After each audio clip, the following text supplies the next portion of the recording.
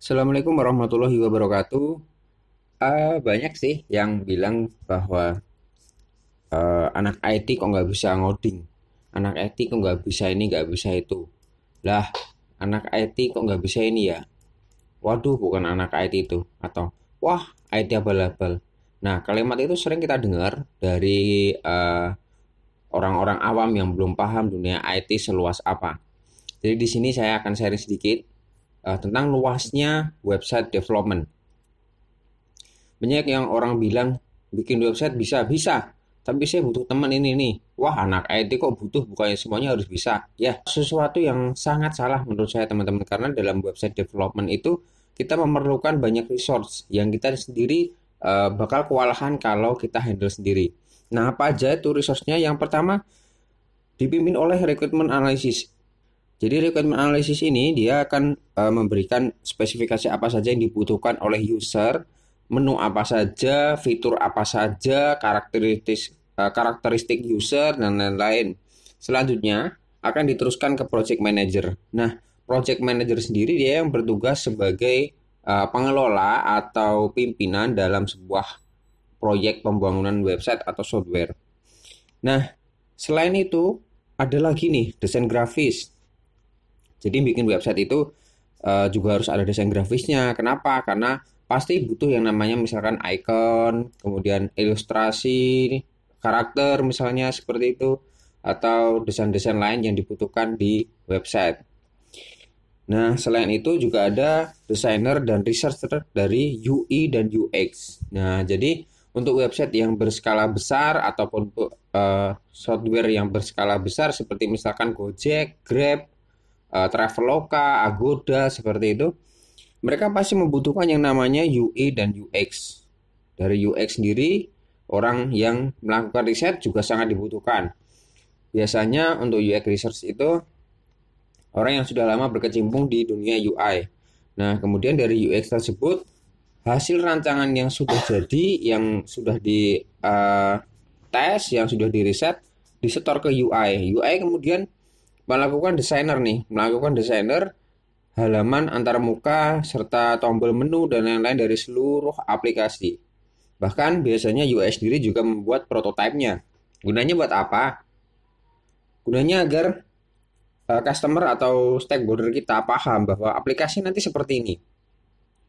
Setelah ACC tanda tangan kontrak, kemudian UI dan UX tersebut mensetorkan atau memberikan dokumen tersebut kepada web development.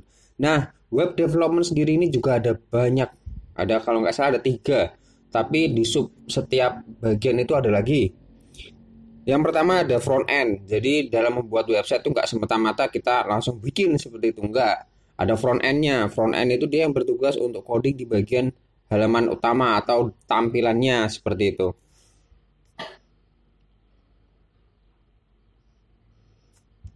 Contohnya, UI sudah mendesain halaman software seperti ini misalkan. Nah, kemudian front end lah yang membuat atau mengkonversi dari desain ini desain ini menjadi suatu halaman website yang statis. Nah, selanjutnya ada lagi di web development itu ada back end. Back end itu adalah seorang programmer yang berfungsi untuk menjalankan perintah dari setiap menu, dari setiap input proses seperti itu. Contohnya di sebuah website atau di sebuah aplikasi mobile ada yang namanya tombol proses data register. Nah, UI hanya sebatas desain, front end hanya sebatas tampilan coding dari halaman depan. Ketika diklik dia nggak akan jalan.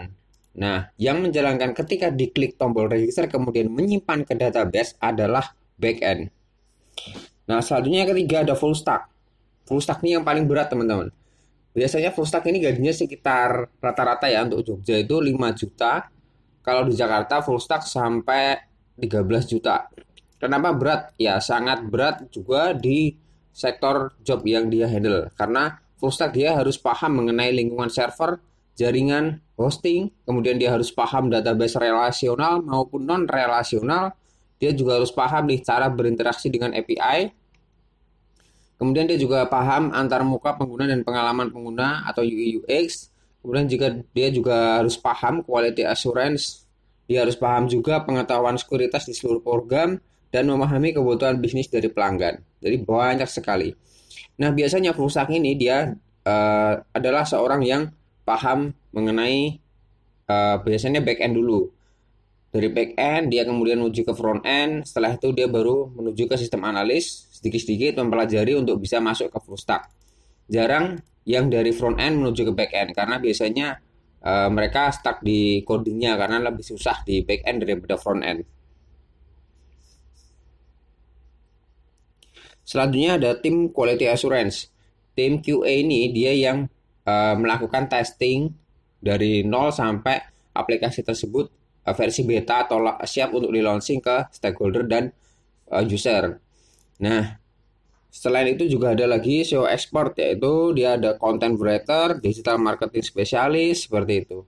Dan gimana kalau misalnya kita posisi dapat kerjaan bikin website, nggak dikasih tim desain grafis, nggak dikasih desainer UI UX, kita suruh ngoding, nggak ada QA-nya, nggak ada SEO expert, ya kalau seperti itu saya bukannya membuat pesimis ya. Itu adalah salah satu batu loncatan yang bagus untuk teman-teman belajar full stack. Karena dengan kalian memahami itu semua, insya Allah kalian akan menjadi full stack yang bagus, yang berkualitas. Ambil positif dari keadaan yang kalian alami. Semoga tidak menjadikan kalian menjadi seorang yang pesimis karena wah aku kok dapat semua job di satu gaji. Sementara jangan dulu. Tingkatkan kualitas diri, kita banyakin belajar di bagian-bagian tadi agar kita suatu saat bisa menuju ke full stack development. Baik, segitu aja. Semoga menjadi pandangan bagi teman-teman semua. Untuk ke depan, saya mau jadi apa nih? Ke depan saya ingin belajar apa? Saya ingin konsentrasi apa?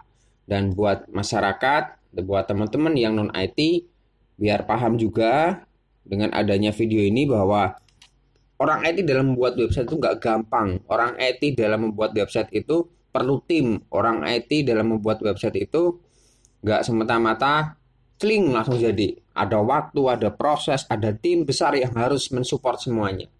Sekian atas videonya, terima kasih dan assalamualaikum warahmatullahi wabarakatuh.